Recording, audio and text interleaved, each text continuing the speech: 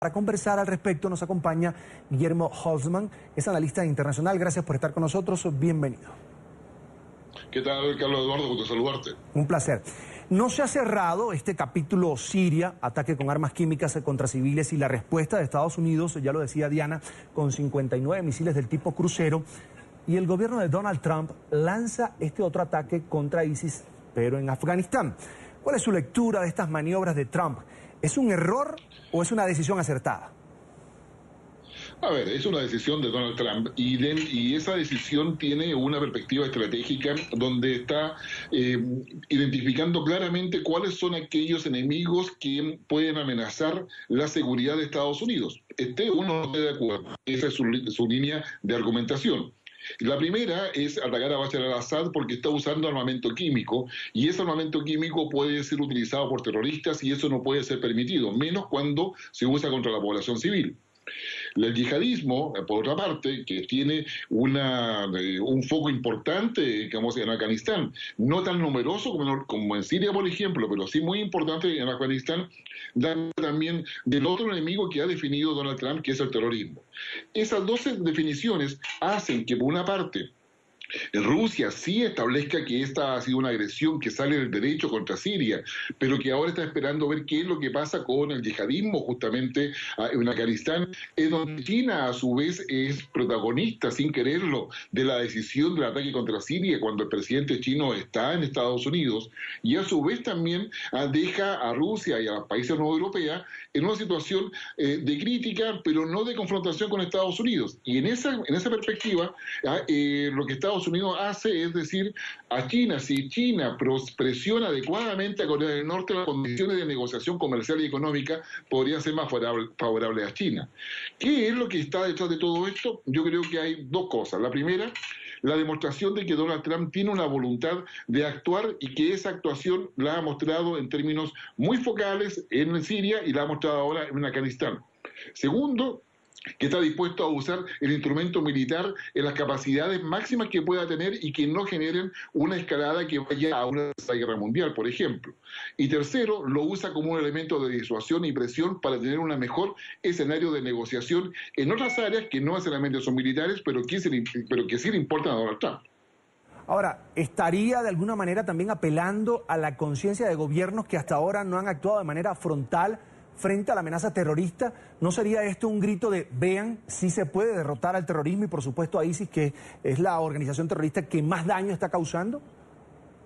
Sin lugar a dudas, el argumento de Donald Trump, y tanto lo que decía en campaña como lo que ahora ha ido instalando en los 100 días que ya lleva de presidente de Estados Unidos, lo que ha ido diciendo es eso. Ya que nadie más lo ha hecho, ni los organismos internacionales, yo lo hago mediante una acción unilateral, que es una forma y una interpretación a partir de lo que es la Carta de Naciones Unidas, de poder actuar cuando los intereses o la seguridad propia se puede ver afectada o se define como tal. Y en esa perspectiva, en esta acción unilateral, ha sido muy cuidadoso, no obstante, en que los blancos que está atacando son blancos que efectivamente tienen una preocupación en los otros estados, ya sea por el uso de armamento químico o ya sea por el tema del terrorismo. Y es ahí donde justamente está en la zona gris, si se quiere, a una zona límite, pero donde no todos los países pueden responder, ni cualquier país puede tomar la iniciativa como la ha tomado Estados Unidos, en virtud de la definición que está haciendo. Ahora, ¿cómo va a seguir esto? Probablemente la prueba de fuego va a estar este sábado cuando está la celebración del 75º aniversario de Corea del Norte y saber si efectivamente Corea del Norte va a hacer algún tipo de ensayo nuclear o balístico o misilístico y cuál sería la respuesta preventiva o no que tendría Estados Unidos. Señor Holzman, ¿cómo calificar hasta ahora el comportamiento, la posición de Rusia en el Consejo de Seguridad, que ha evitado en 2 ocasiones que se emite una resolución sobre el tema del uso de armas químicas en Siria? Al final del camino, pues los dos están luchando, Estados Unidos y Rusia, contra ISIS. ¿Se darán la mano al final apartando el tema sirio? Yo creo que un poco de eso ya se está haciendo. De alguna forma, la visita del secretario de Estado a Rusia y la reunión que tiene con Vladimir Putin, no solamente con Karlov, el canciller ruso, va un poco en la idea de primero asegurar de que lo que primero que se requiere en Siria es estabilidad. Lo segundo, que es la posición de Estados Unidos, es la salida de Bashar al-Assad. Y es ahí donde se produce la negociación con Rusia, en la cual dice, perfecto, Bashar al-Assad puede salir, pero tiene que haber condiciones para que salga, lo cual deja un periodo de tiempo indeterminado, pero abre la posibilidad para poder reunirse justamente, y el propio Vladimir Putin lo señala, en la lucha contra el terrorismo. Todo pareciera indicar de que hay una posibilidad cierta de una agenda concreta para poder luchar contra el terrorismo, máxime cuando Rusia está muy preocupada, a partir de los hechos que han sucedido, ¿no es cierto?, en este país, de que el terrorismo islámico y yihadista efectivamente empieza a tener más actividad dentro del territorio ruso. Pero al final, esa alianza contra el terrorismo no permitiría, en este caso, que Bashar al-Assad se quede en el poder. Es decir, la negociación que pondría Rusia sobre la mesa es, se queda Bashar, unámonos contra el terrorismo, contra ISIS, pero respetemos un gobierno que para Rusia está legalmente constituido y de hecho no ha permitido incluso sanciones desde Naciones Unidas. Yo creo que ese va a ser el punto de fricción más importante y es ahí donde Rusia va a tener que sopesar adecuadamente cuánto está dispuesto a poder soportar el apoyo a Assad a todo evento cuando tiene una situación concreta con Bruselas, tiene una situación concreta con la Unión Europea, tiene además una situación de distanciamiento con China, de tal forma de que la posición de hoy día de Rusia un poco más compleja de lo que era antes. Por primera vez, y más allá de cómo Rusia ha actuado en el Consejo de Seguridad de Naciones Unidas, hoy en día China está un poco más alejada de la posición rusa y hoy día China está mucho más pragmática en términos de su necesidad de poder negociar con Estados Unidos. En consecuencia, Rusia va a tener otros elementos o factores que analizar y evaluar para poder establecer su posición respecto a Bashar al-Assad y probablemente eso signifique que Rusia va a querer buscar a un sucesor de Bashar al-Assad que no sea el que Estados Unidos quiere, pero a eso sí claramente abre un espacio de negociación que antes no estaba presente y que probablemente lo vamos a conocer dentro de unas semanas más o unos meses más. Señor Guillermo, ¿esta es la vía para derrotar a ISIS? Por ejemplo, vuelve al tema de ISIS, este bombardeo, este ataque lanzado por Estados Unidos. ¿Es desde el aire? ¿Es sin entrar en tierra como tal?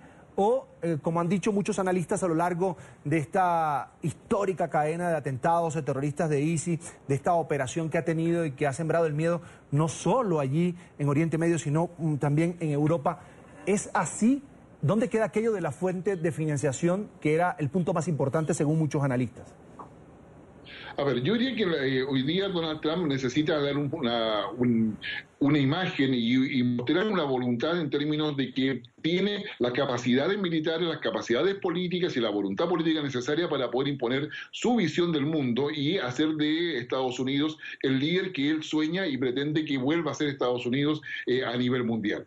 Pero también es evidente de que la lucha contra el terrorismo, conforme lo está haciendo Donald Trump, no solamente termina con la idea de poder evitar los ataques que ISIS pueda realizar en Europa y particularmente en Estados Unidos, sino que también tomar todo lo que es la fuente de financiamiento. Y esa fuente de financiamiento, hasta el día de hoy, del año 2001, cuando Al-Qaeda hace su atentado contra Torres Gemelas, y de ahí en adelante, cada vez se ha hecho más difícil y más complicado poder establecer cuáles son los paraísos donde como se mueve la plata del terrorismo internacional o del crimen organizado internacional, de qué manera las empresas de fantasmas aparecen y desaparecen y de qué manera ese financiamiento empieza a poder establecer. Yo creo que acá lo que Donald Trump está haciendo, y eso es más que nada por la asesoría militar, es establecer de que si hay plata dando vueltas no tenga donde invertirse o sea muy inestable la inversión. Y eso significa destruir justamente o eliminar a los grupos terroristas en tierra. Hacerlo desde el aire es una parte solamente porque en el caso de ISIS y varios otros más, Boko Haram y otros, también tiene control territorial. En consecuencia se requiere una fuerza terrestre que también vaya a la par y con el apoyo aéreo suficiente.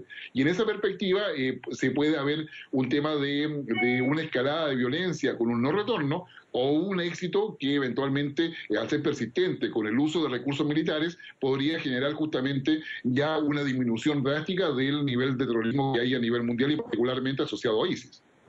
Es Guillermo Holtzman, analista internacional, a quien agradezco amablemente que haya atendido esta invitación de la tarde de NTN 24. Es un placer. Igualmente para mí, Carlos Eduardo, que esté muy bien.